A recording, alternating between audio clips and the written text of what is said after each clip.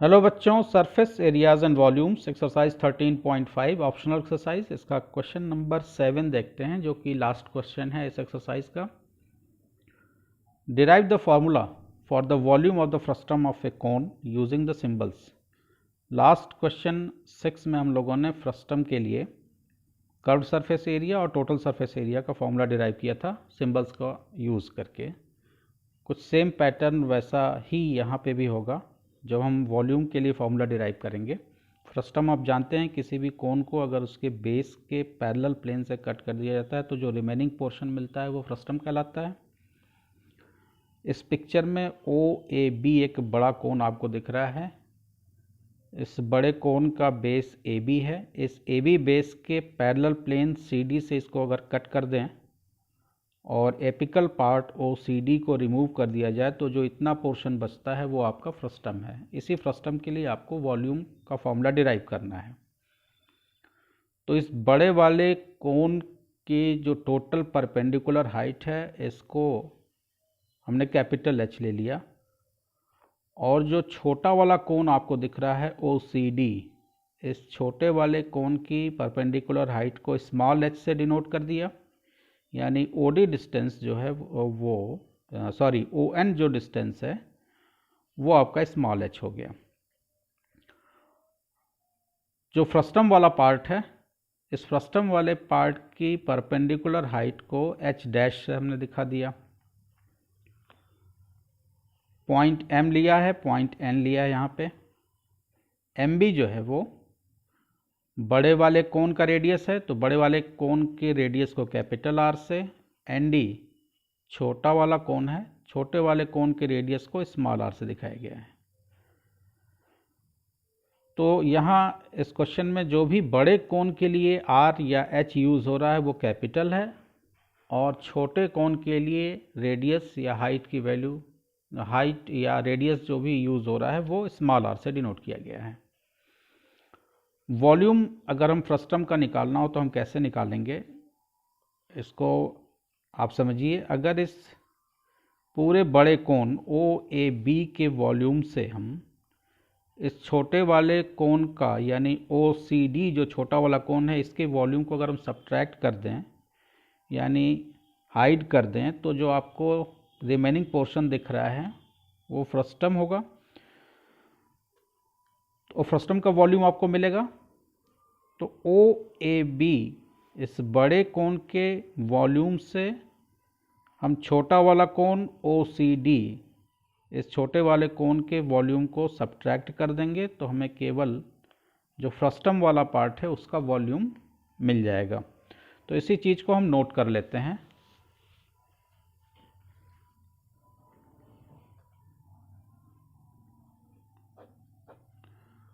Volume of frustum equal to volume of frustum equal to आपको मिलेगा बड़े वाले कोन से जो आप बड़े वाले कोन के वॉल्यूम से छोटे वाले कोन का वॉल्यूम सब्ट्रैक्ट करेंगे, यानी वॉल्यूम ऑफ कोन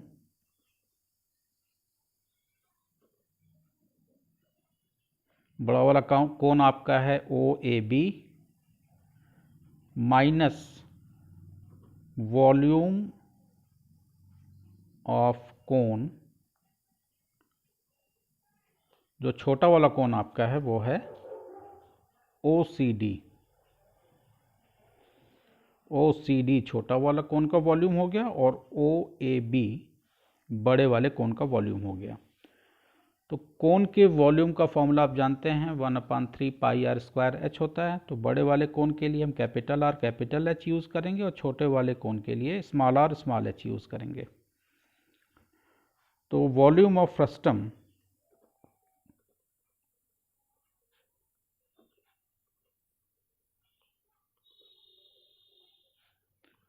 इसका फॉर्मूला बन जाएगा 1/3 pi capital R square H capital H minus, similarly यहाँ भी 1/3 पाई स्मॉल r, चूँकि छोटा वाला कोन है ये तो इसके रेडियस को स्मॉल r से दिखाया गया है, small r and small h। 1/3 पाई यहाँ पे कॉमन दिख रहा है, तो 1/3 पाई को हम कॉमन ले लेते हैं।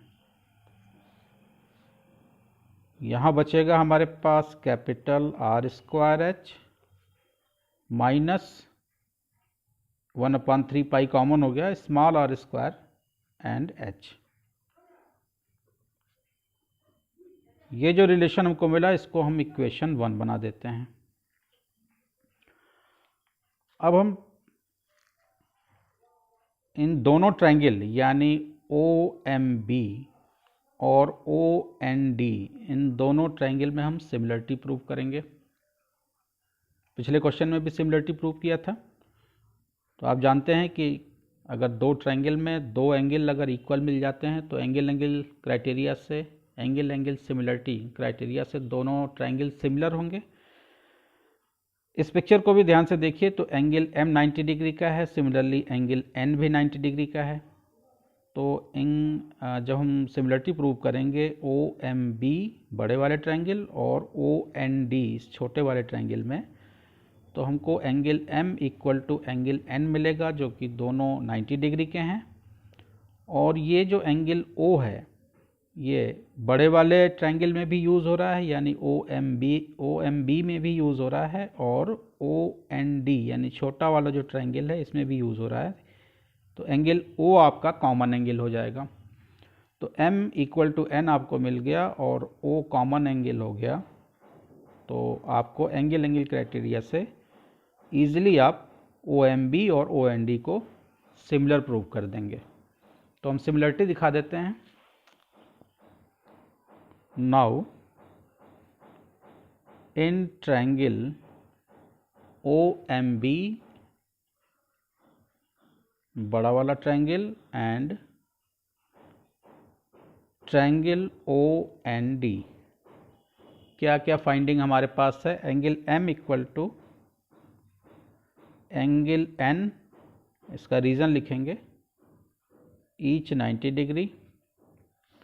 और एंगल O हमको मिला, एंगल O यानी ये कॉमन एंगल है तो इसका भी रीज़न लिख देंगे, कॉमन एंगल। तो दो एंगल आपको इक्वल मिल गए तो आप लिखेंगे hence triangle OMB is similar to triangle OND। Reason भी आप लिख दीजिए, एंगल सिमिलरिटी।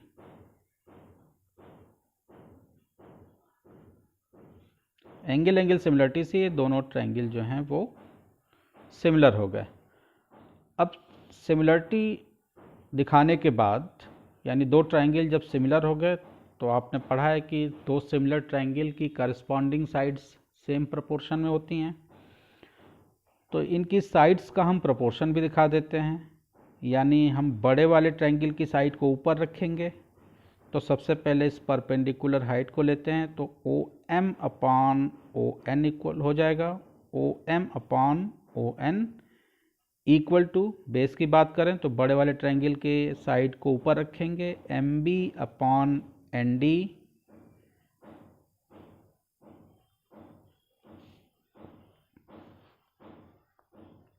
तो OM/ON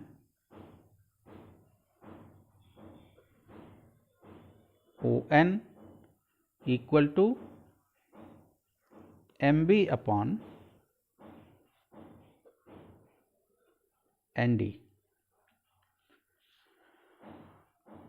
OM आपका क्या है?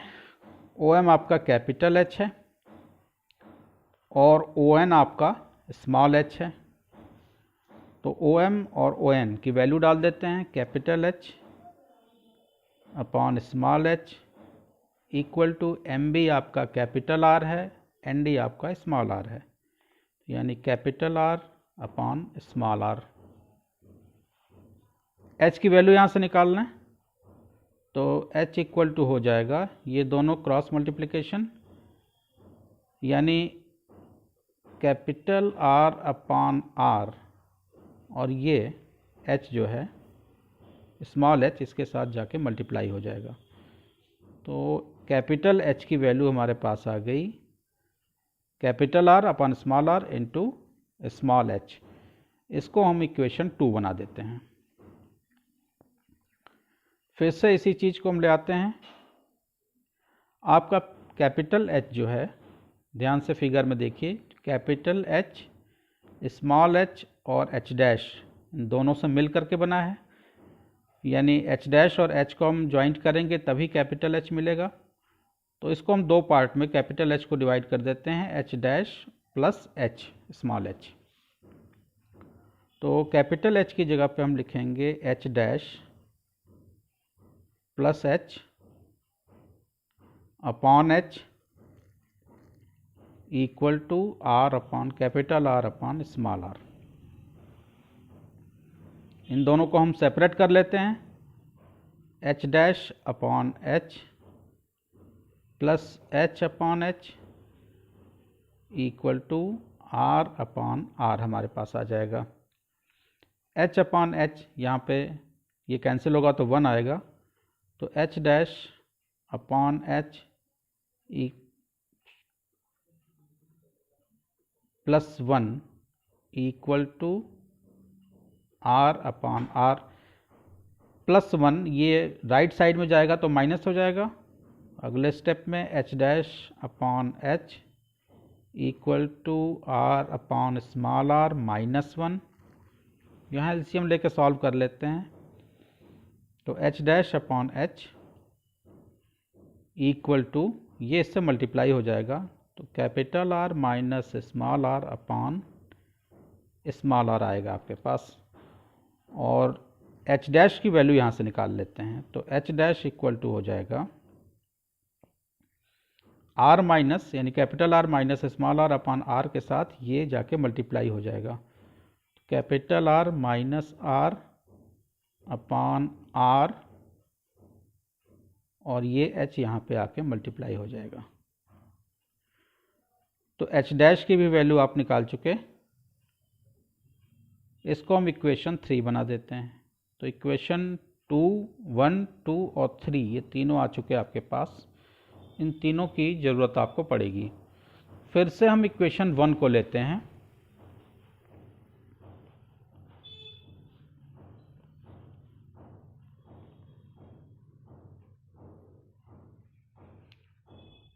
नाउ इक्वेशन 1 आपका था 1/3 पाई r square h, 1/3 pi capital R square capital H minus 1/3 पाई R स्क्वायर H। यहाँ से हमने लिया था कॉमन 1/3 पाई को, तो ब्रैकेट में बचा था R square capital H minus small r square small h। ये आपका इक्वेशन 1 था। इक्वेशन 1 में हम वैल्यू रखते हैं कैपिटल H की। कैपिटल H की वैल्यू आप इक्वेशन 2 से देखिए। कैपिटल H की वैल्यू आई थी capital R upon small r into h। तो इस कैपिटल H की वैल्यू को हम यहाँ इक्वेशन 1 में रख देते हैं, तो 1/3 पाई एज इट इज़ रहेगा, R स्क्वायर रहेगा, H की जगह पे हम लिखेंगे R upon small r into h, और माइनस ये R square H as it is रहेगा, R स्क्वायर H। तो ये वैल्यू जो आप लाए हैं इसको आप यहाँ पे आपको नोट कर देना है। ये कहाँ से आप लाए हैं? फ्रॉम इक्वेशन 2 से आप ले आए हैं इस वैल्यू को। तो 1/3 पाई आगे सॉल्व करते हैं। r अंदर मल्टीप्लाई होगा तो r क्यूब हो जाएगा, तो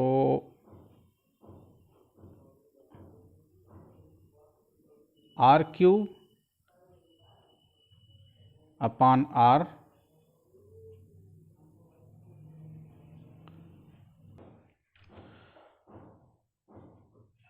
into h minus R square h यहाँ हमको एच भी कॉमन दिख रहा है, तो एच को भी बाहर ले लेते हैं।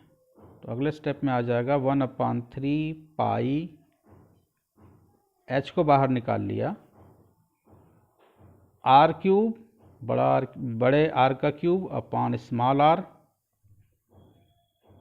Minus small are square. LCM लेके सॉल्व करते हैं यहाँ पे, तो 1/3 पाई एच, ये आर इससे मल्टीप्लाई होगा तो R cube minus small R cube upon R आ जाएगा आपके पास। ये A cube minus B cube के फॉर्म में दिख रहा है, तो आपको आइडेंटिटी पता है, A cube minus B cube equal to होता है पहले ब्रैकेट में A square plus B square plus A B, और दूसरे ब्रैकेट में आता है ए माइनस बी।